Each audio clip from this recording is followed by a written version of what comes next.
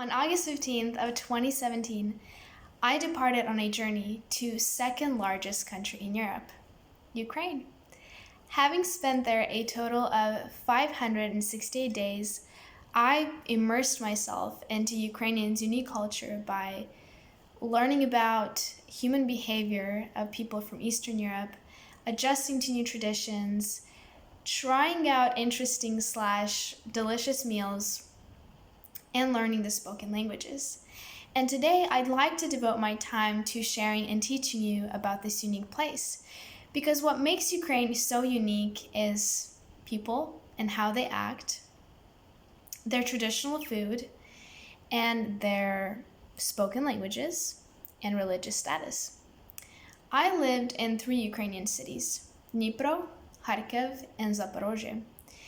It was quite interesting for me to analyze people's behavior while living in the 3 different areas. All 3 cities are quite big. Kharkiv was actually a capital city of Ukraine about 100 years ago. In Dnipro, I was used to meeting and working with mostly families. In Zaporozhye, with middle-aged individuals, and in Kharkiv, who is known as a student city, I mostly got to know students slash young adults. Now, the age group distinguishes them enough, but within these 3 groups, I found one common quality among all Ukrainian people. Ukrainians are generous. And let me elaborate on that. Ukraine is not an economically rich country.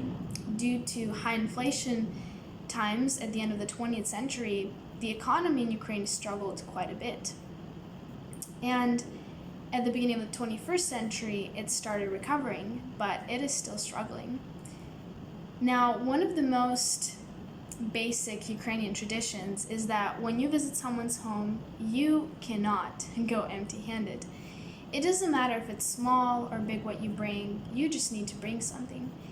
And a tradition that's like unto it is if you're Ukrainian and if you're a host, you need to bring something out for your guest. You need to serve your guest.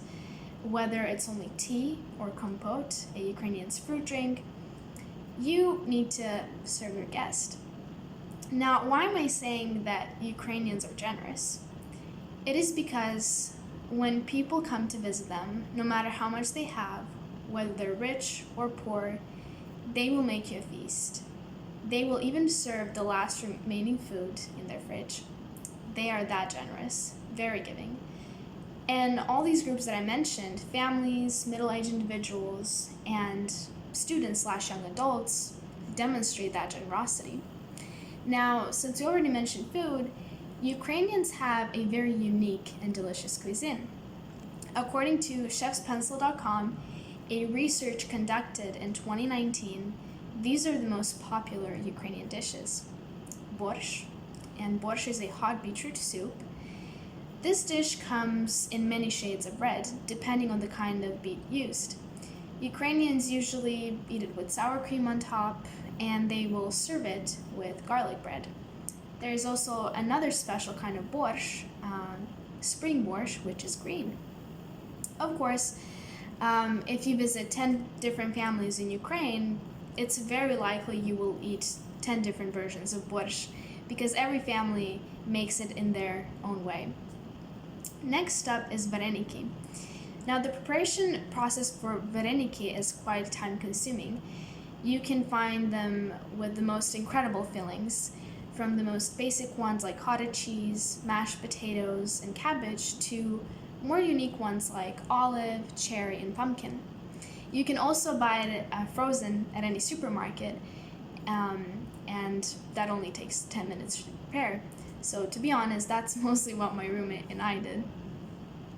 Now, one of Ukrainians' favorite cold dishes, and one of foreigners' guests' most, oh, please avoid this, is holodets. Traditionally, a day or 2 before an event, a husband or wife will go to the market and they will pick out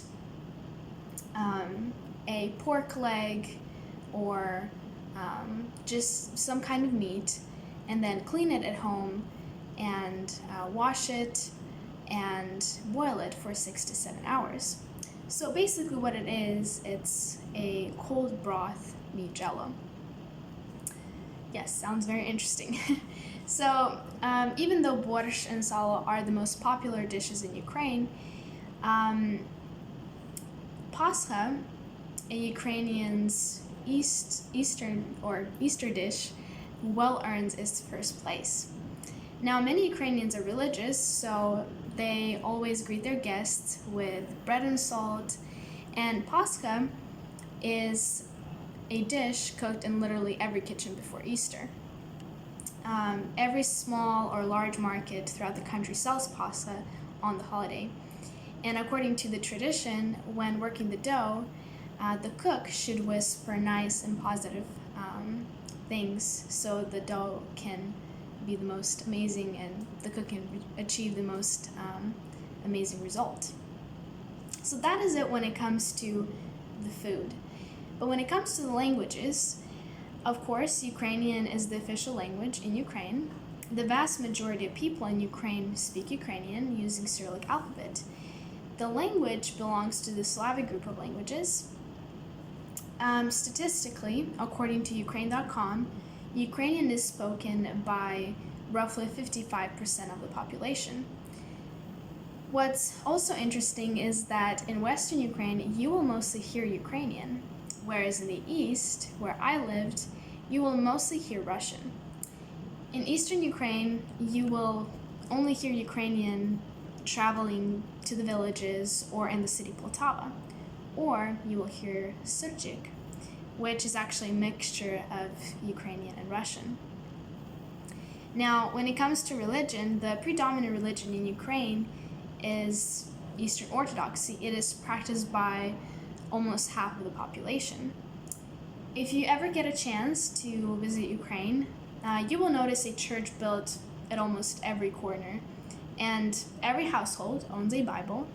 But what you will learn is that only a minority actually goes to church and abides by some standards. And people in Western Ukraine are generally more religious. If you ask a Ukrainian how often they go to church, they will tell you twice a year, for Easter and for Christmas. That is how religious they are. Now, bringing all these points together, I remember my first day in Ukraine. I had quite the cultural shock. I did not expect people to be so generous. I didn't expect to learn Russian, but Ukrainian. I definitely did not expect to try a cold broth meat jello. But all these things are what make Ukraine so unique. People's behavior and traditions, their food, the spoken languages, and their religious status. And living in Ukraine has often left me speechless. But as Ibn Battuta once said, traveling makes you speechless, then turns you into a storyteller. Thank you.